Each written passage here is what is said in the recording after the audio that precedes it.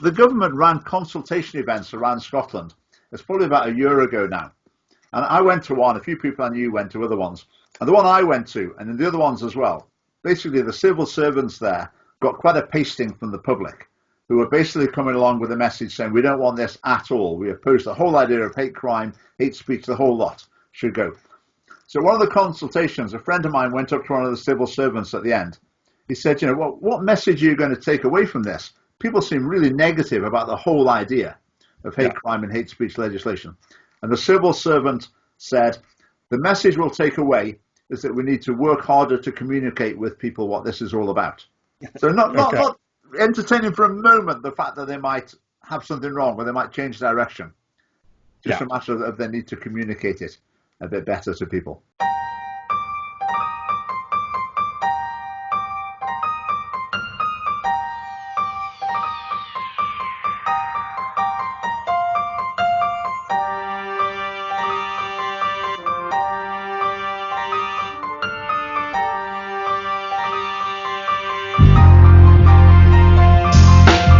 Hello and welcome to the show where I try and make a little sense out of this stunning and increasingly brave new world that we all live in by talking to a series of expert witnesses about their experiences, interests and concerns. It's important in life to be in touch with your feelings, but it's also crucial to be able to back those feelings up with facts. And so the purpose of this show is to push past purely personal or political promoting positions, separate fact from fiction and fake news headlines in the hope of uncovering important home truths. And today I'm talking Sense Not Sensibility with Richard Lucas, who is the leader of the Scottish Family Party, a new voice in Scottish politics who, in their own words, aim to confront the cosy Holyrood consensus, interrupting the monochrome virtue signalling that currently passes for debate in many areas. Richard describes his party as pro-family, pro-life, pro-freedom of speech and anti-identity politics. The Scottish Family Party campaign on a range of issues, and next year will be seeking to gain election into the Scottish Parliament through the regional list system. One of their key policy areas is defending citizen freedoms, including freedom of speech, which they believe has been eroded in Scottish public life by those unwilling to countenance the existence of decent people who just so happen to disagree with some of their views or beliefs. They've also been one of the most vocal critics of hate crime and hate speech legislation, including the Scottish Government's recent announcement regarding their intention to extend the scope of hate crime law to include the troublingly nebulous concept of misogyny. Regular subscribers to the Glass Blind Spot will know that this is an area I'm following with some great interest. So I was especially keen to talk to Richard about this, but to begin I asked him to tell us a little bit more about the Scottish Family Party, their plans, their goals and why they came to be. Okay, I'm Richard Lucas. I'm over in Edinburgh. And I'm the leader of the Scottish Family Party. Now, the Scottish Family Party is a new political party in Scotland. I say new, we're over a couple of years old now. And our tagline is filling the void in Scottish politics, because for years and years I got more and more frustrated following political debate in Scotland and the whole set of opinions that I hold just totally unrepresented in the Scottish Parliament. Speak to other people, they would be agreeing totally. So eventually a group of us got together and said, right, what's the way forward? We've got to try and change this through the democratic process. And part of our thinking for that, if we were down in the north of England, say, it would be a completely different kettle of fish, because there you can't really get people elected. You can't be a small party and get MPs elected. But in Scotland, with a different system, 5% or so can put you in the chance of getting someone into the Scottish Parliament. So that's our goal, is to put people in the Scottish Parliament, not so much to be, 2 or 5 or whatever votes out of 129. We're not going to change things that way. We change things by opening up the debate, by saying the things that no one else is saying.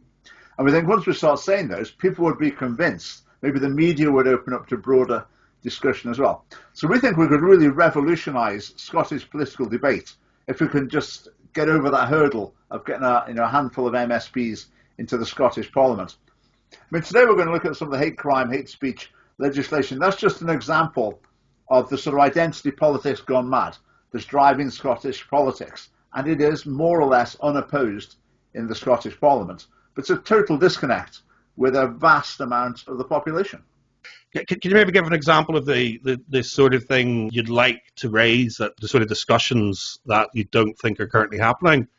I mean, some of the hot topics we talk about, we're pro-life, for example, and that's like completely off the agenda in the Scottish Parliament. And a huge issue for us as well is education. The Scottish Government's produced a set of sex education resources that are really shocking, absolutely disgusting. And as we show them to people, people are horrified by them.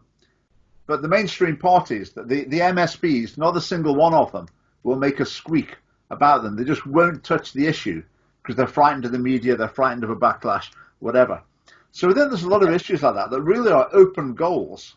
There's so many people feel so strongly about them, but it's just communicating to them, then giving them the opportunity to translate that into a vote, and then we can represent those people. Because I say, I'm sure if people were more aware of what the Scottish Government's actually doing in several areas, then I think opposition would be a lot stronger. It's a democratic failure, really.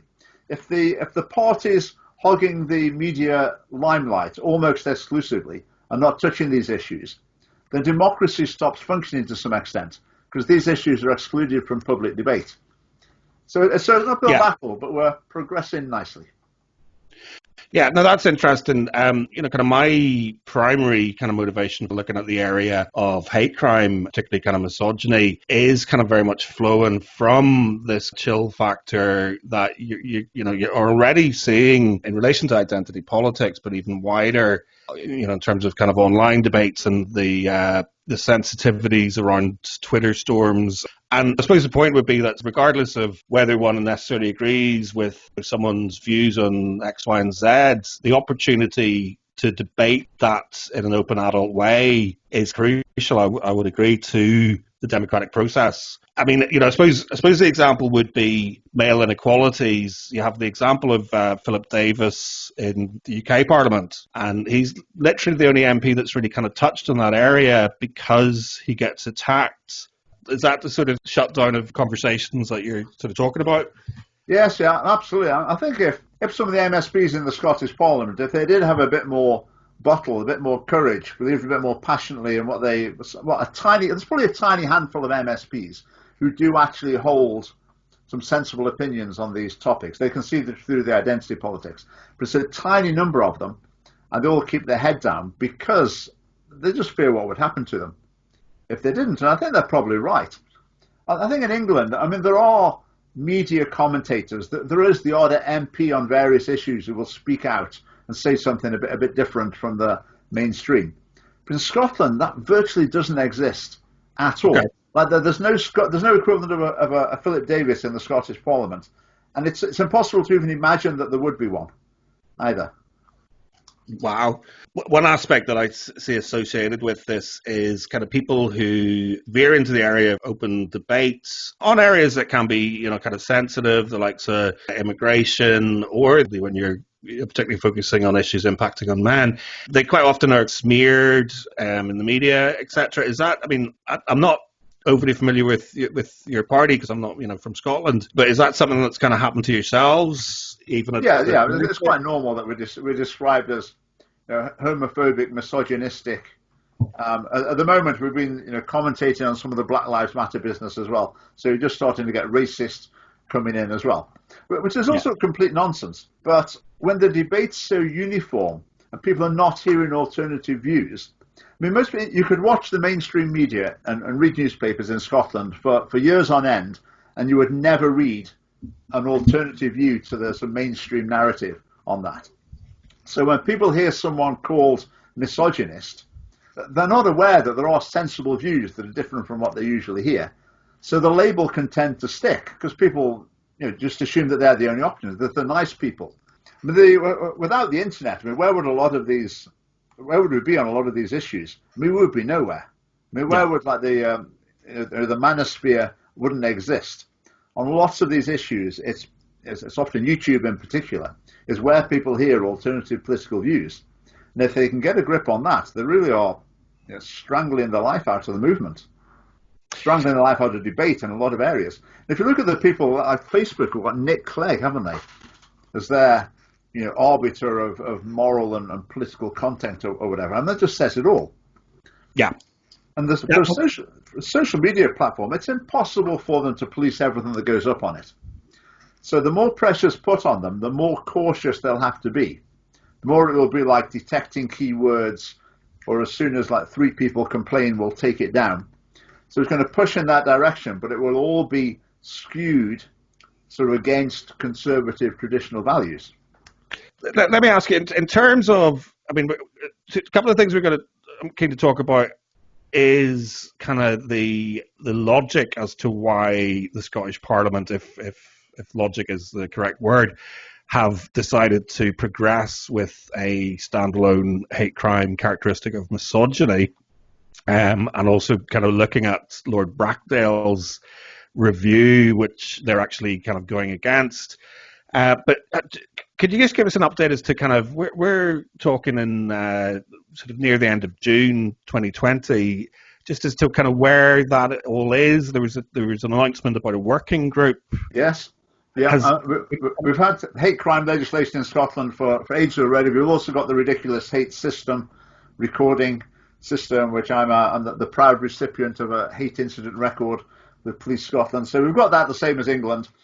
In England, there's already the stirring up hatred offence, but in Scotland they hadn't got that. So they had this review from Lord Brackdale that said basically the standard sort of thing, reflecting the ideology of hate crime. And then, I would say, I think there is a logic, whereas if you accept the logic of hate crime, it does inevitably logically lead to hate speech becoming a crime as well. Yeah. So they've called it stirring up hatred in Scotland. So he's recommended that, and the Scottish government's taken that forward. They've now introduced a bill into the Parliament. But Lord Brackdale recommended that they also introduce, gender and age, protected characteristics as grounds for a hate crime. Which, okay, if you agree with the idea of a hate crime, that might seem like a sensible thing to do, like you introduce gender. So that would mean a man can commit a hate crime against a woman can commit a hate crime against a man. That's what he recommended. Yeah. But then the feminist lobby groups that the Scottish government funds, they all weighed in and said, no, we're not having this. We don't want a two-way hate crime. We want a one-way street, so that it's a crime that only men can commit against women, but there's no possibility that a woman can be prosecuted for a hate crime against a man. And unbelievably, despite the fact that is so transparently unfair and ridiculous, the Scottish government said, okay, that's what we're intending to do. In terms of your party and yourself, how likely do you think it is that it would be possible to stop this development, specifically the misogyny characteristic? I think there's no prospect of stopping that at the moment. It's been interesting. Since when they introduced the bill, I was surprised. In the media, mainstream media, there seemed to be 10 or 20 articles slating the whole bill, saying it was very misguided. They weren't necessarily like striking at the root, but they were saying that there were certainly aspects of it that were not right. It was going to restrict freedom of speech. And I didn't see a single one in support of it. So I was quite surprised. So there was quite a head of steam against it. But a lot of it was criticising aspects of it. Now, the Conservatives have actually come out and opposed this bill as well. But again, I think it's aspects of it. I think they'll be easily bought off with maybe a change here and there. I think they've been a bit opportunist. Yeah. But as far as the misogyny bit's concerned, no one will touch that. No mention in the media. The Conservatives won't even think about raising that issue because they don't want to get labelled and attacked in the media. So basically, I think the bill in general will definitely pass. They might get a few amendments to it, despite the opposition in the media. Yeah. But the misogyny thing, as soon as it gets to that, all the opposition will melt away. And it will just float through unopposed. I mean, do you think there's any merit in attempting to develop kind of the likes of letter writing campaigns and that sort of aspect, sort of highlighting the weaknesses in Lord Brackdale's review, which I think are quite shocking, actually. And it kind of really shows the discriminatory perspective that's being taken in this. Just in terms of the letter writing, as a political party, our line will always tend to be, you're not going to change the minds of the elected representatives.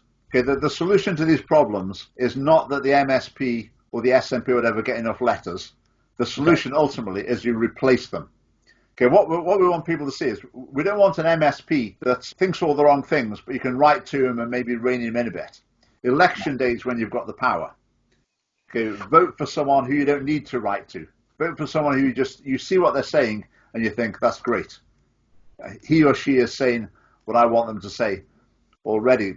So we always try and shift the focus to election day. And in democracy, that's where the real power is wielded. That's where you've really got some clout rather than the letters. Because the politicians are clever with letters. They get a letter.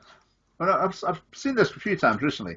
So they'll get a letter from someone raising an issue, and the MP or MSP will reply in a way that's very sympathetic and, oh yes, I'll pass on your concern.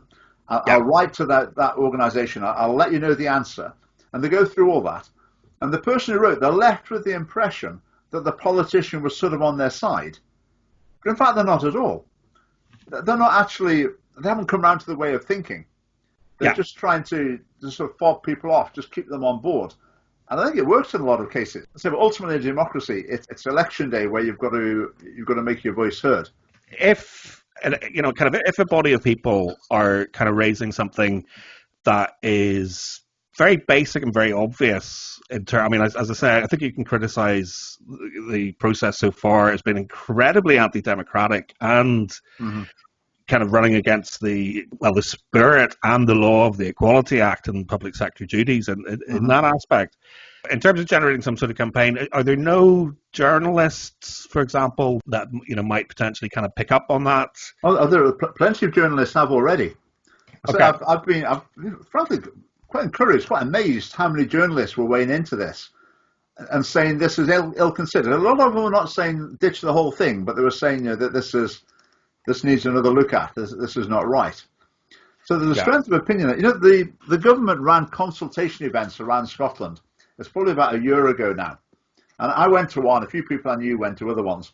And the one I went to, and the other ones as well, basically the civil servants there got quite a pasting from the public, who were basically coming along with a message saying, we don't want this at all. We oppose the whole idea of hate crime, hate speech, the whole lot should go. So one of the consultations, a friend of mine went up to one of the civil servants at the end. He said, what message are you going to take away from this? People seem really negative about the whole idea of hate crime and hate speech legislation. And the civil servant said, the message we'll take away is that we need to work harder to communicate with people what this is all about. So not entertaining for a moment the fact that they might have something wrong or they might change direction. Just a matter of they need to communicate it a bit better to people. Yeah, I appreciate this whole thing does feel quite often like you're kind of brushing water uphill in terms of kind of the task at hand. One of the narratives that shocks me that it never seems to get challenged is the kind of narrative that Nicola Sturgeon was presenting as the key reason why this legislation was necessary, that basically democracy was under attack because women in public life, much like herself, are being particularly singled out for extreme harassment and abuse, and that this is the potential to cause a major chill factor for young women, considering entering Parliament. Now, all of the research, as far as I can see, actually points against that. It points. I mean, it's not to say that people in public life don't sometimes experience abuse, but it is to say that women are much less likely to experience the levels of abuse that men do in public life. Yeah. Why do you think they get away with that? Particularly from, given that from a male politician's perspective, it is a very disarming piece of legislation, potentially. Yeah. And Nicola Sturgeon is a female supremacist. There's plenty of things she said on record. That basically she thinks the world would be a better place if there were more women in everything and in charge of more things. Because women are just that bit better than men. Yeah. That is what she believes. So she believes women are superior in every possible way, and men are just a little bit unpleasant, so they need reining in. It's basically it's the standard feminist narrative. So that's fed in from all these organisations. It's almost universal within the members of the Scottish Parliament. Then they've got this vast array of of other sort of third sector agencies pumping the same message in.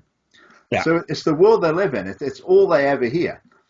And the men in the Parliament, it's pitiful to listen to them often, the way they just kowtow to that. I mean, during the Me Too movement, when that was at its height, Nicola Sturgeon got her deputy, John Swinney, to stand up in the Parliament and sort of more or less apologise on behalf of men, and to sort of give men in general a lecture for, causing all these problems. We men need to get our act together, type thing.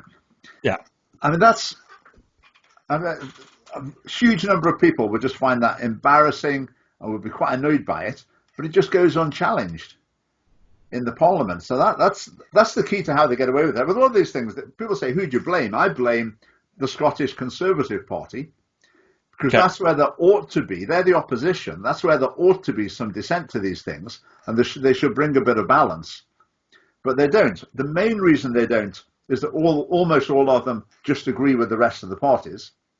And the very small number who do actually think differently, they just keep their heads down. They're just scared. Yeah.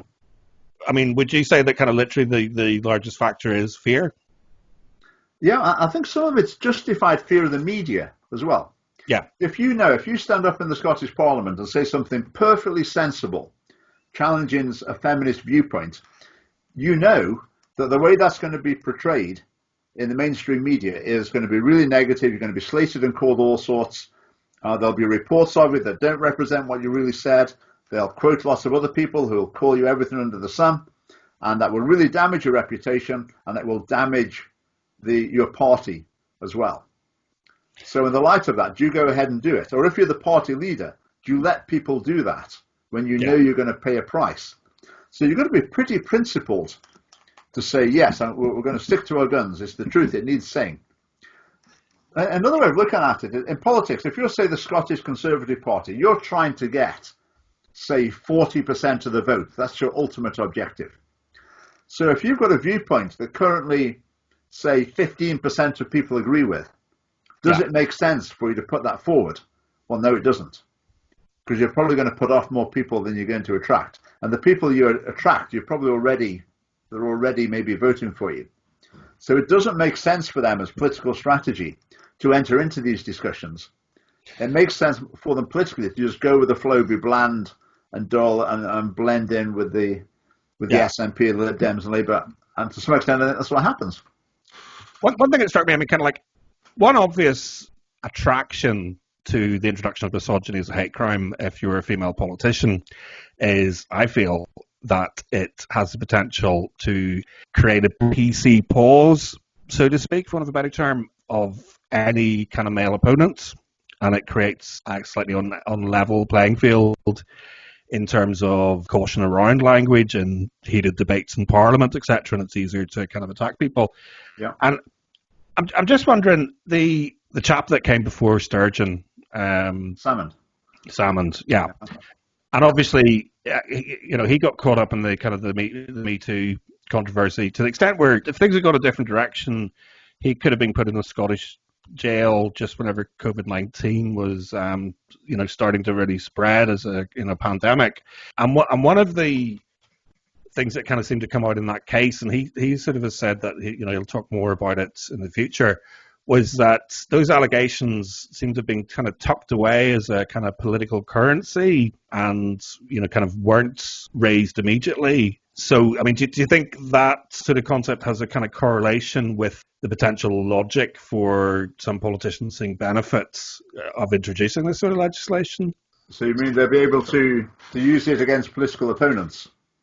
Well, I mean, put it this way. Essentially, I don't know a huge amount about Salmond's case, but you certainly saw a case in Wales with Carl Sargent as well, where kind of a male politician is extremely vulnerable if an allegation, and it can be anonymous, of sexual harassment or abuse or whatever the case is, which may never be kind of examined in any sort of detail, which is really the case in Sargent's case because it led to a suicide. But my understanding was kind of basically allegations were made against Salmond, regardless of whether there was any legitimacy, because at that point they hadn't been, examined by a court and by a jury. Mm-hmm. My understanding was that whoever kind of received those allegations basically didn't do anything. It was kind of like, okay, well, all right, that's interesting. Well, thanks very much. We'll tuck that away because it might be politically expedient to bring that out, as leverage. Yeah, I mean, people allege that the accusers, I don't know if collaborate's the right word, but they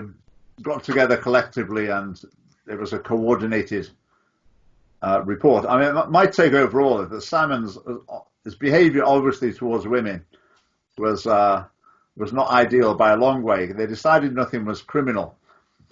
Okay. But you're right. I think politicians are going to be really vulnerable. There's another case in the Scottish Parliament.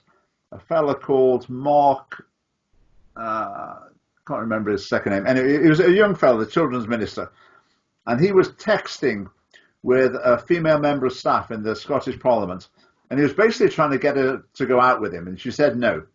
Okay. And he made a sort of sexual joke, not really that, it wasn't really particularly explicit, but it was a sexual joke in any case. And he ended up being like chopped from the SNP. Yeah. Which was, I thought was a overreaction. That was in the Me Too era. So he was the sacrificial lamb to the Me Too movement. Whereas they've got the MP over in the Western Isles, Angus MacNeil. Yeah. He ended up in basically in bed with two 17-year-old girls that had got drunk. Okay. On some trip. And he survived that. Yeah. He's still there to this day. Whereas a fella sends a slightly iffy joke to another adult in the Scottish Parliament, and he's gone. Yeah. I mean, that's just something that's so crazy. And that's not just like, it's not quite right. It's like one's here and one's here. Totally mad. And yet that just doesn't get commented on, doesn't get challenged at all. Yeah, well, I mean, that's really what I'm getting at in the salmon example, because it was kind of less about how true the allegations were. It was more a case of it was politically expedient not to shine a light on it at a certain time, and you see you see that very often, and it's obviously it's not sort of unique to this area, but it's like kind of. Like obviously Dominic Cummings is a good example. One week, the entire media are hounding for his blood for going to visit his parents. The following week, everybody's absolutely fine about Black Lives Matter completely breaking lockdown. And so you see that in terms of it's politically expedient for a politician to be pushed out.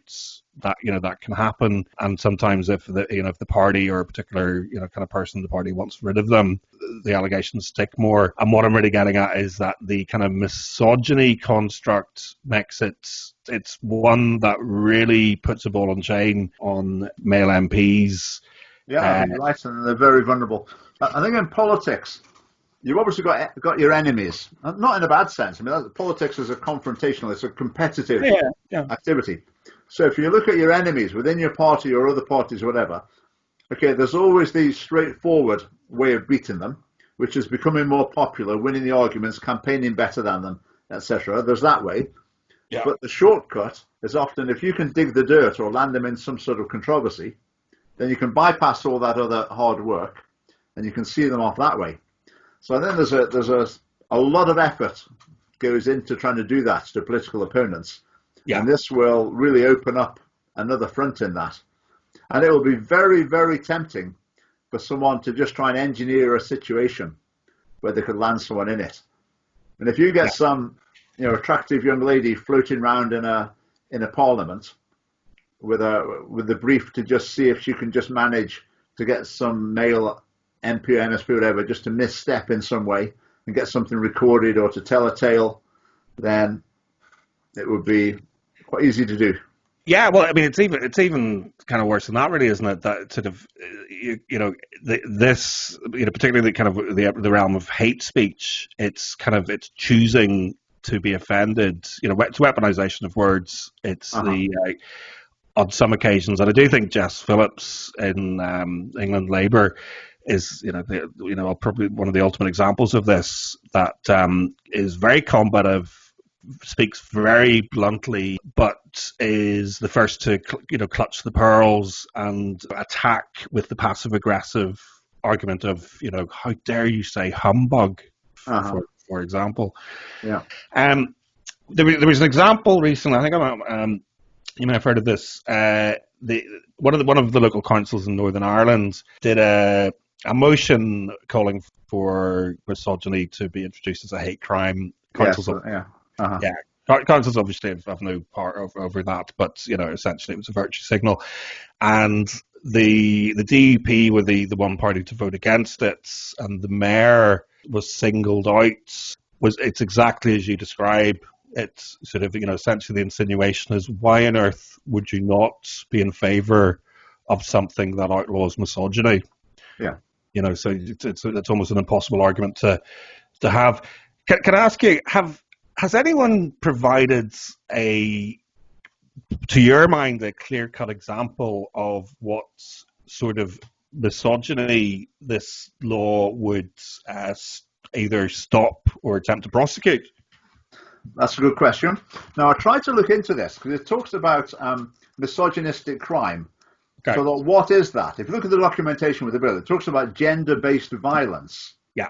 So I thought, what's that as well? So I tried to find a definition, which wasn't easy. But eventually I found some definitions of gender-based violence. And a lot of them amounted to is gender-based violence if it's a crime that is, in general, committed by men against women. Yeah. So they would claim that domestic abuse is a case of gender-based violence, or rape is a case of gender-based violence. That's right, yeah. So what they'd be effectively doing is they would be saying every instance of these crimes is automatically a hate crime, because according to their feminist theory, it's automatically caused by gender hostility in society. Right, okay. Well, because that was something that was kind of unclear to me, having looked at certainly the Brachdale's review, or Lord Brachdale's review, because he was explicitly saying in that essentially there are very robust laws in Scotland addressing so-called gender-based violence, or crimes that would fit into, actual crimes that would fit into the concept of gender-based violence, such as rape or domestic abuse, etc. Yeah. So the purpose of introducing a characteristic of sex or misogyny would be to fill gaps that currently don't exist. So he was kind of essentially writing off the kind of the relevance of that bill to gender-based violence, which in itself I thought was interesting. And all the logic seemed to be coming from this thing about online hate speech. So essentially that kind of women are being targeted or abused or being scared off public forums, etc., because of the narrative that's been built around that. Yeah. So no examples that sort of kind of moved away from those sort of crimes. There haven't been any given. In terms of the hate speech, I mean, what gets described as misogynistic in society is basically anything that doesn't agree with the feminist narrative. And that is the most common use of the term. So if that's the term that's enacted in law, you've got to assume that judge, jury, and whoever else are going to interpret it in the light of the normal use of the word. And the normal use of the word is pretty broad, to say the least. It's the same with hate in hate crime. And hate is often used to cover a very broad spectrum of emotions, feelings, whatever, attitudes. Then the bar just gets lower and lower for what gets described as hatred. With misogyny, the bar is already on the ground as far as mainstream politics is concerned. Yeah. Everything's misogynistic. I mean, the one for the Scottish Family Party is we have policies that try to enable families to make their own decision about whether or not both parents work or one works and one's at home. At the moment, the whole system's skewed towards that twin income family. So we want to make it so that people can choose. We don't want to pressurize, but so to give families the choice to structure things how they want to. And the response to that every time is, you're just telling women to know their place and they should be in the kitchen. That's typical misogyny. And that's the mainstream reaction. So if you make misogyny illegal, then even if the court gets it right, when people hear that, they'll think, that's misogyny. that's illegal. I'll report it to the police. Yeah. And then you've got the policeman knocking at your door, and who knows where that ends. Or you end up with a headline in the newspaper: Scottish family party reported to police for misogyny. Yeah. Okay, it gets thrown out in a couple of weeks' time, but still, that's not really the publicity you want. I mean, anyone with any sense would see right through it, and would think, oh, they've got some sense. But the majority of the people seeing that would just think, oh, they're probably a horrible lot and getting their just dessert. Yeah, it's the whole thing. It strikes me as kind of when this sort of started to sort of appear onto the possibility of becoming on the statutes. And I should say, kind of one of the reasons I'm particularly interested in the Scottish situation is I kind of would view you guys as a canary in the coal mine, in the sense that if misogyny is accepted as a standalone characteristic in Scotland, then that dramatically increases the likelihood that something similar will follow in Northern Ireland, something similar will follow in England and Wales. Mm-hmm. Even if we simply see a standalone, kind of mutual sex characteristic, so that men are kind of nominally covered. Mm-hmm. Kind of it's still going to be very much the feminist lobby that will dictate the court cases and the case law, and the chill factors that kind of follow from it. So it's quite frightening. But some of these things, it's impossible kind of not to kind of see the funny side of it. And I always sort of struck me that sort of this seems like a kind of overly ambitious power grab by the feminist lobby, because surely if they talk the courts into including gender as a hate crime, even if they try, and maybe even succeed in the first instance, Mm-hmm. to restrict it to misogyny, and if they're attaching it to the concept of gender-based violence, the point is that people have a right to a fair trial. I mean, some people may, kind of question that, and I know certainly Marcus Meechan might disagree with that. But the concept of gendered violence is based on this kind of notion of patriarchy and the theory that men abuse women out of power, out of sense of power and control. Yeah. And you probably know this, that sort of there's so much kind of research and statistical evidence to kind of run a coach and horses through that argument if you actually, so you need a pretty loaded court. I mean, do you think that's, again, a bit too optimistic that this might actually completely backfire? To be honest, I don't think it is going to backfire. If you look at the Gender Recognition Act in Scotland, has sort of been put on the back burner. It's been kicked into the long grass in England as well. Some people are really encouraged by that. They're saying, is this the tide turning against the identity politics, political correctness, whatever? I don't think it really is. The reason it's been different with the Gender Recognition Act is because it's been a brand of feminists who've been against it. And you have to listen to feminists. You can't just dismiss them as being, cranks a bit crazy. So that's what's happened in Scotland. You've got a sort of civil war within feminism. So therefore, the SNP don't quite know what to do with that. So the thing's on hold. But I think on this issue, there's not going to be the right sort of people opposing it. There's only going to be the wrong sort of people opposing it. So I think it will be business as usual, unfortunately. And despite the fact that it is the open goal of all open goals, since it is so ludicrous, I see hardly any opposition in the mainstream media or in the Scottish Parliament. Yeah. And is that, I mean, again, do you think that's something that kind of like the tide might turn in terms of the likes of the media? I do think that kind of a couple of years ago, you were kind of very much starting to see a kind of backlash against sort of fourth wave feminism. So these things, do kind of come in waves, and you're seeing the likes of, kind of Douglas Murray, for example, very much kind of challenging the identity politics framework in the, kind of in the mainstream public domain. And there is certainly a very substantial body of writers, campaigners, particularly in England. It's not really in Scotland, but particularly in England. There is a substantial body of those people, and they're very influential. but they're influential within the whatever small number of million people who are aware of it and follow that sort of world. Yeah. For the vast majority of people, it's the mainstream media.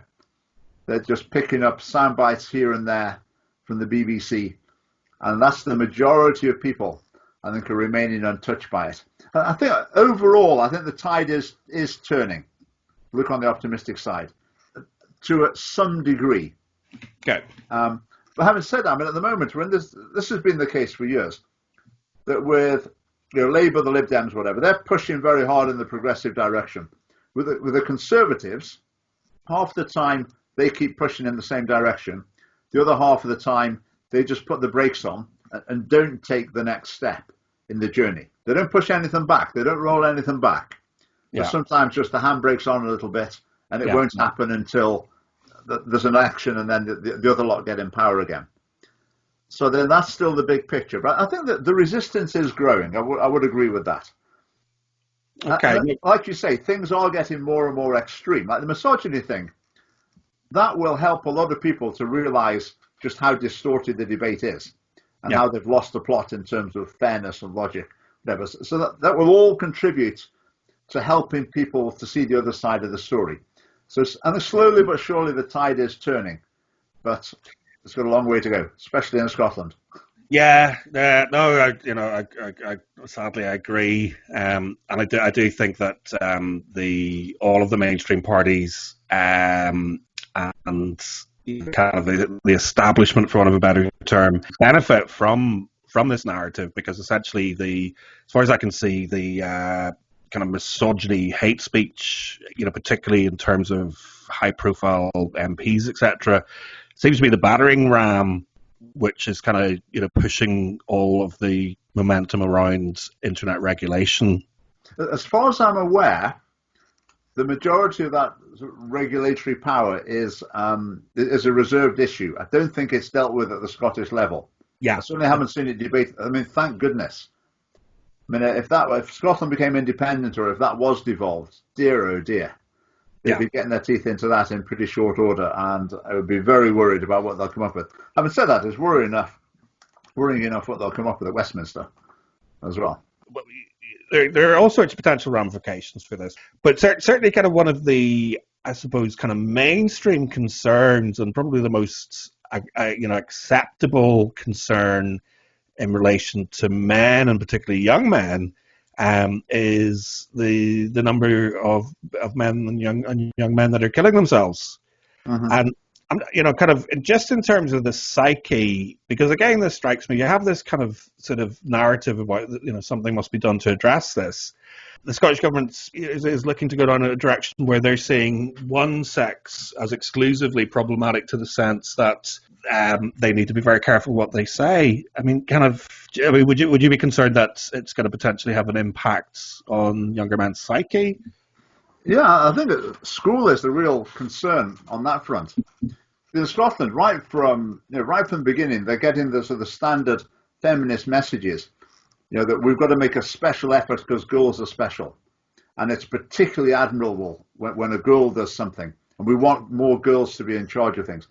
Yeah. And some poor kids, they get bused to the local concert hall and have to sit through a day of like a feminist rally. This is high school kids. I mean, what must the boys make out of that? I mean, you sit there just thinking, you're just a boring old boy, just common or garden boy, not like one of those really special girls that we have to be celebrating. And then the girls, on the other hand, are getting this message that I mean, it is the female supremacist message that they're entitled to and deserve, and it's it's a much better thing if they can be in charge rather than a bloke. So I think that's a real problem. And the other thing with male suicide, and I think as the ideal of family life breaks down, that takes away a really important part of the foundation of people's identity and meaning in their life. Because whatever level of career success you're going to have, then for the majority of people, if they can see, find someone, get married, have kids, hold the job down, provide for my family, that's doing a really important and noble thing, and I can hold my head up high in society, and I'm going to be respected for doing that. Yeah. But if you take that away, then what are people left with? What are they aiming for? What are they heading for? I think it's that's you get the problems coming out. Yeah, no, it's troubling, and particularly I think that this summer we're kind of really starting to see the fruits of all of this, kind of extreme pushing of identity politics in the perspective that it's actually kind of creating divisions. And you say that, with the likes of Black Lives Matter, one of the, and I suppose this is an example of where I would be coming from in terms of the concern about identity politics shutting down conversations. I think I'm right in thinking that it's about 80% fatherlessness in the African American communities now. Yeah. And clearly, kind of there are all sorts of implications in terms of that are kind of widely recognised.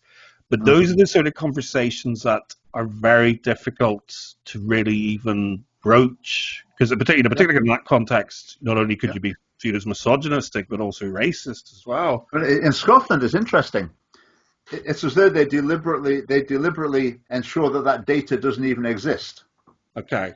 So if you look at statistics in Scotland, if you wanted to look at how different income groups have different outcomes, you'll find pages and pages of all sorts of things. Because for a large part of the Scottish Parliament, that's the agenda they want to push. Everything's to do with how much money you've got. If you want to find data about, fatherlessness and different outcomes, it's really hard to find it.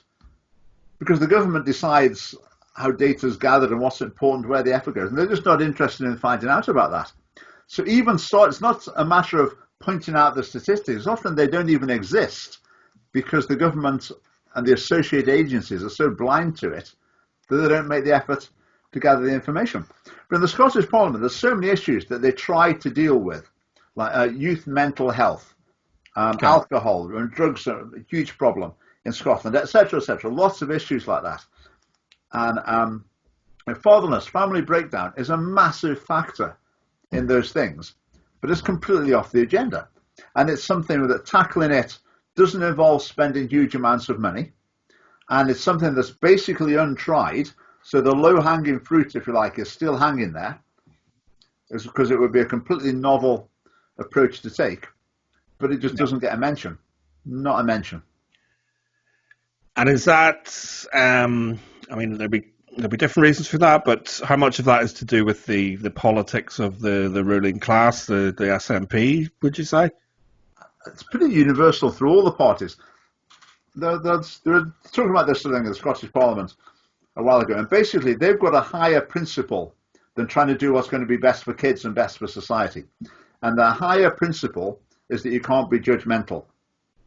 Okay. So you have to say that any family form, any family structure, they're all equally valid.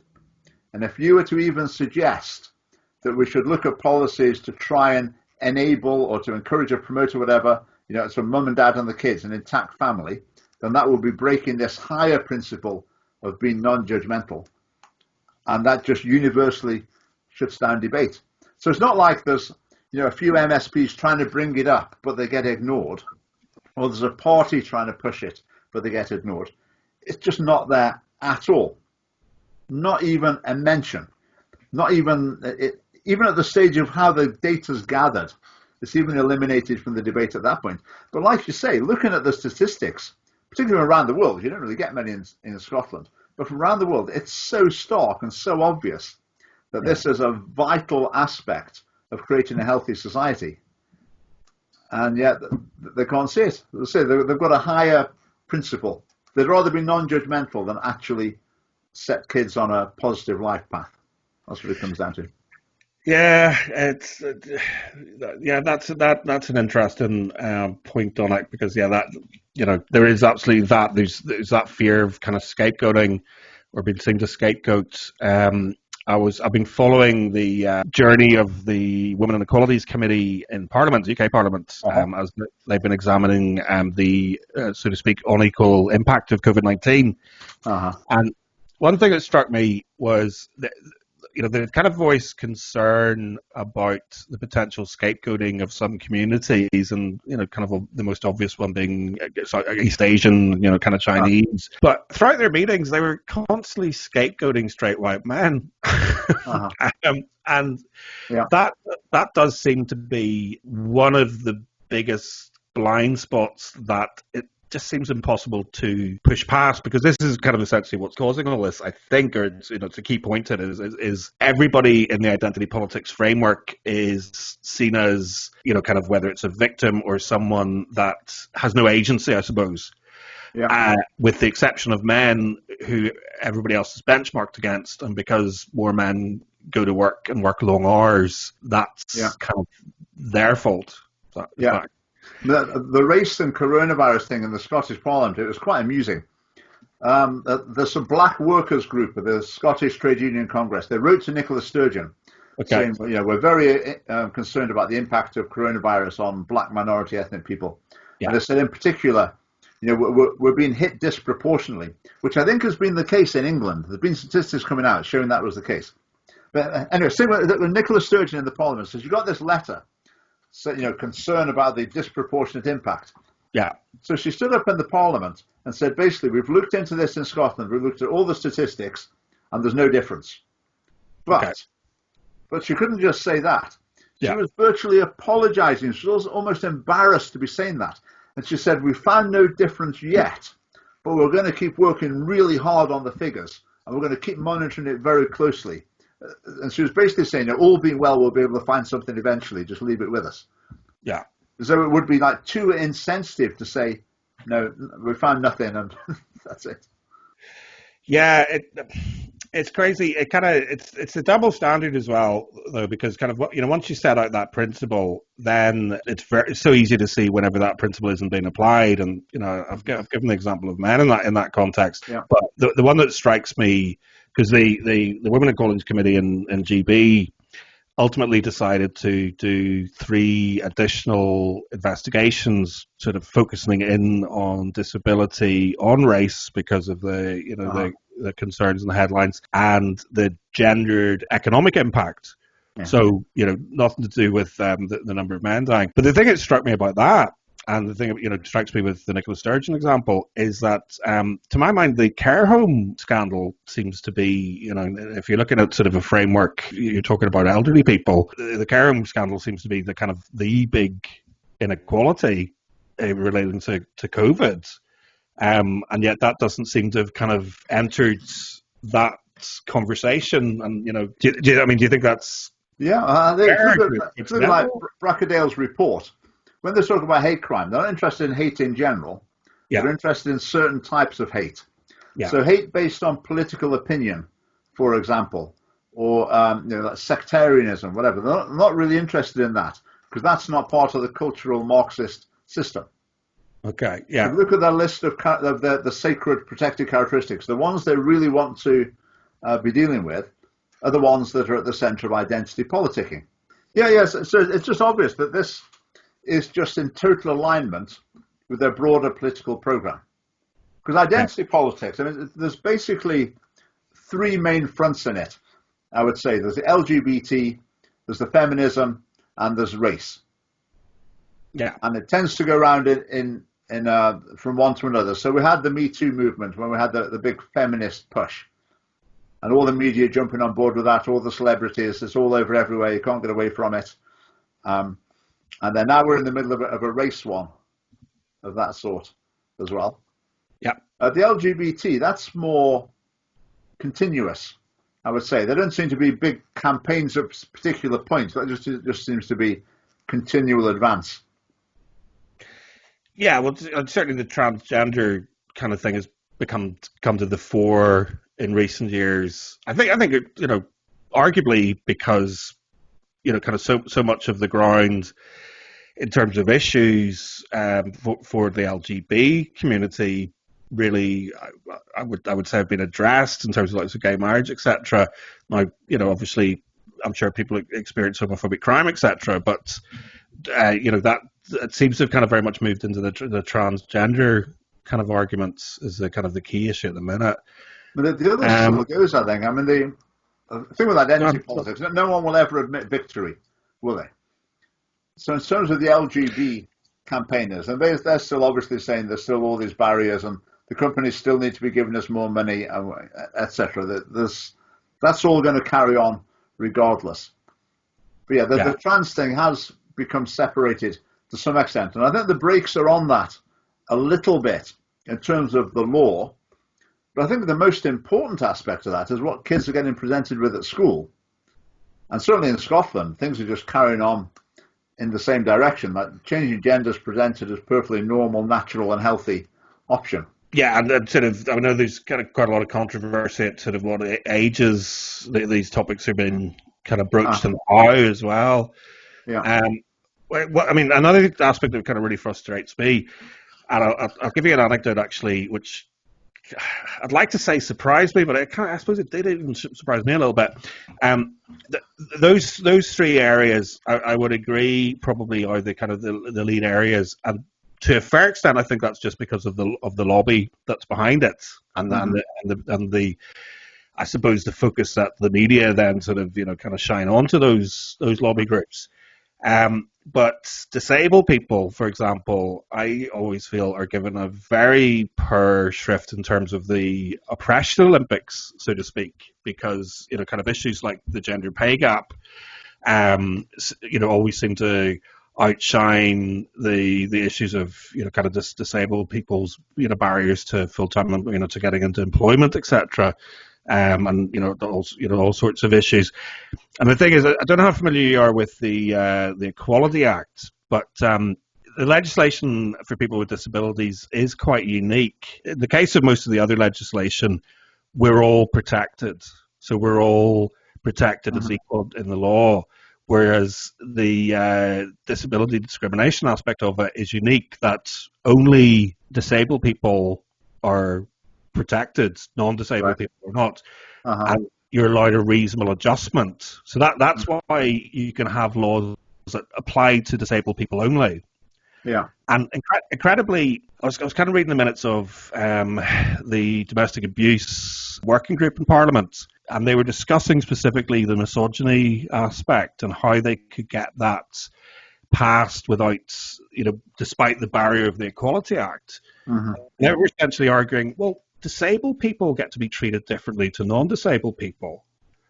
That's the kind of law which just I find obscene. Yeah. The disabled people, obviously depending on their condition and their experience, face kind of quite dramatic barriers that the non-disabled people don't. But essentially, the feminists were seeing themselves as that. Kind of on the one hand, women are these superior beings, but on the other hand, they need the same level of protection as arguably the most vulnerable in society. It's quite shocking. Yeah. Listen, thanks very much. It's been a really interesting chat. I suppose just to sort of maybe kind of work towards wrapping up, you're clearly kind of pointing towards the next elections in Scotland, and you see that. Is it fair to say that that's where you see the potential for change? I think ultimately, Scotland is obviously hugely influenced by what's going on in the rest of the world. Yeah. So maybe it's too optimistic to imagine we're going to sort of single-handedly sever the connection between Scotland and opinion around the Western world. But I think what we can do is just open up the discussion here so that people can hear both sides of the story. My role model in the Scottish Parliament is Patrick Harvey, who's the leader of the Scottish Green Party. He's an appalling character. He's a real extremist. Okay. What the Greens did, they got a couple of MSPs in, scraped them in on the list system. Then once they got a couple of MSPs in, they were never off the telly because there were now 5 party leaders in the Scottish Parliament. Yeah. So any debate and news coverage, they just never. So they only had 2 MSPs, but it was never off the telly. Always in the papers. So massive reach. Then before you know it, they've now got their 7 MSPs or whatever, which is quite a chunk. And they hold the balance of power in the Scottish Parliament. The SNP are a minority. They rely on the Greens. It's not a coalition, but it sort of is unofficially. So the Greens basically run the place. They call the shots. They set the direction. Then the other parties just follow on behind them. So they've had massive influence that started from just being a small party and managing to get a couple of MSPs in, and from there, so they're running the place. Yeah. We're not going to do that because the wider culture is against us, but we can still have a lot of influence in there. Yeah, yeah. No, I can see the logic, and these things do they can swing quite quickly at certain times. So sometimes you hit a crest of the wave as well. The thing that would happen, I think, if you put a Scottish Family Party MSP or two in the Parliament, they'd stand up and say something, and there'd be general horror. But if say I was there and I said something here, attacking the feminist narrative, sure, then maybe another MSP would then have the courage to say just sort of this much, just come out of their shell a little bit. Say, no, I don't agree with them completely, obviously, but maybe there's just a little bit of a point here. And the central gravity of debate just starts to shift over a bit. Yeah. No, well, I'd like to think so, because I mean, the perspective I take of these things is, I tend to kind of stick quite often whenever I'm presenting an argument within the logic of the identity politics framework, which is attached to the principle that we're all equal. So then your opponent has to kind of establish why it is that they want to treat a certain class of people blatantly unfairly. And at that point they usually just block your, smear you. So it is a difficult path. That actually happened in the Scottish Parliament once. This is about the only time I've heard an MSP challenge the feminist narrative. They were talking about gender pay gap. Yeah. And a Conservative MSP got up and he said, what about professions where women get paid more than men? Do we need to look at steps to encourage the men to be promoted or whatever? And Nicola Sturgeon stood up and said, Ruth Davidson, the Conservative leader at that point, she said, Ruth Davidson is just totally embarrassed by what you just said. And she's crawling behind her desk now, and she can't believe that anyone would say that. And that was the end of the debate. And I would imagine Ruth Davidson would have said to him, really, just would have slapped him down. Now what he said there, even what he said was wrong. He shouldn't have been saying that. He should have been saying the whole idea of equality of outcome. We just need to ditch the whole thing. So he wasn't even striking at the root of their thinking. He was just going for a little detail of it, and he was just slapped down and ridiculed. I never heard anything from him since on the topic, I have to say. That's incredible.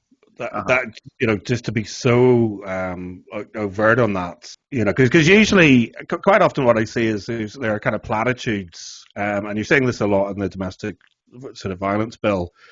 That yes, of course, this is for all victims, and this this will help all people, kind of thing. And yet, kind of the entire narrative and the entire everybody giving evidence is very much, like even the LGBT community weren't invited to give evidence, presumably, as you say, because of the transgender kind of aspect. So, yes, well. I mean, Richard, it's been fascinating. I'm kind of I don't know if you're familiar with a chap called Tailed Feature. Yes, yeah. He's a guy on YouTube, and I've been on his channel. Yeah. Every time I talk to him, I'm increasingly beginning to think that I'm quite lucky to live in Northern Ireland. Scotland leads the world in these areas. They're always saying that, and we do. And the situation is basically they're going to extreme professional feminists and saying, what would you like us to make illegal? Including what comments and statements would you like us to make illegal? Yeah, to a fair extent. I'd suggest maybe it starts off with the feminists kind of coming to them and sort of saying, why on earth wouldn't you do this? But then, yeah, you're right. It's a very, very sort of close conversation where everybody else is locked out. One of the things that struck me about Brackendale's review was that he recommended that sex should be included. So the Parliament hasn't even kind of gone forward with his recommendation. But the most blatant thing, which just to me is jaw dropping, is if you want to kind of go down the road of their narrative and kind of look at the statistics, 70% of people who currently experience hate crime are men. And that's sort of based on that's certainly sort of data from England and Wales anyway. I'm not sure exact Scotland, and yet men were exclusively screened out of the review. Brackendale only looked at research that exclusively looked at the experience of women. Yeah, I mean, men are far and away the greatest victims of violent crime in Scotland. I've seen statistics on that, very definitely.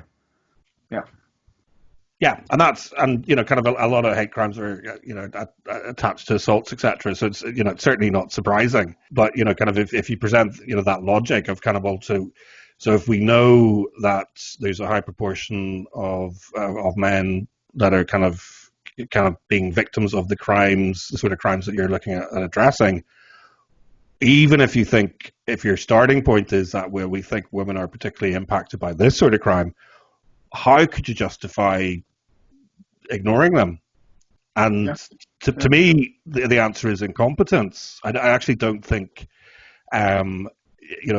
possibly slight fear in terms of asking the question, but basically the feminist lobby presented the statistics and the data, and that's what they've cited. And obviously, the feminist lobby are only interested in research that. Yeah.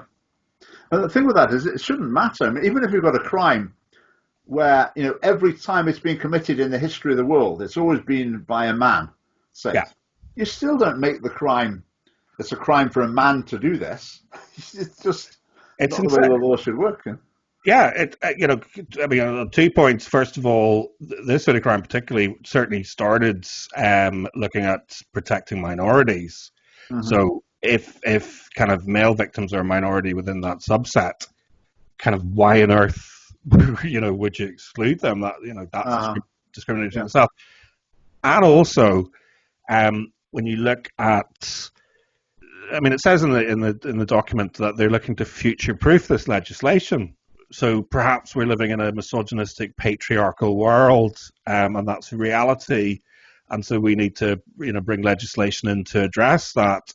Surely, but there is the potential in the future that the pendulum can swing the other direction. So even as a concept of, later on in this century, whichever way you look at it. What they claim with this, they would claim that this is partly about sending a message to men. That's what we need to do.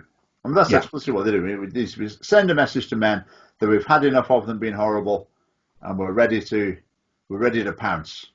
Yeah.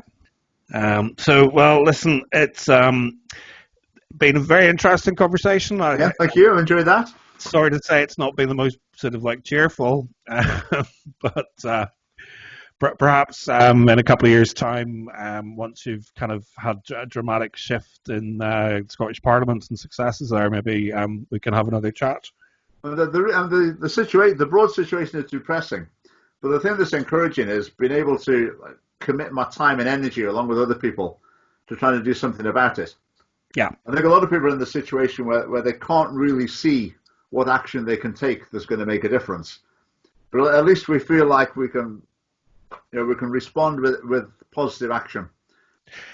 Absolutely. I genuinely believe that, and I think that's it. The more, and I completely agree with your strategy, that sort of the concept of the Overton window, I think, is very relevant to this, that if you can actually have a, kind of discussion about a subject openly, then you start having a discussion about that subject in a, hopefully more adult and meaningful way than, so more power to you. And, let's sort of keep sort of pushing in that direction. Thank you very much for your time. I very much appreciate it. And thank you for listening, which is also very much appreciated. As always, I'll include links to my guest's social media in the show notes, and I'd also invite you to get involved in the discussion by sharing your thoughts in the comments section below. If hate speech and censorship is an area that particularly concerns you, then I'd also invite you to check out my new video series, Government's Hate Speech, which will be tracking the progress of the UK government's online harms bill, along with related matters such as the Scottish Government government's proposed new hate crime laws. If you haven't already, don't forget to hit that subscribe button, and if you've listened this far, then you've obviously got something out of something, so please consider taking a minute to like and share this video, because it really helps me out and helps us collectively to keep this show on the road. And as always, don't forget, if you see an elephant, can't you see it too? There's an elephant in the room. The Glass Blind Spot is brought to you by you, because it's your views, your likes and your comments that keep this show on the road.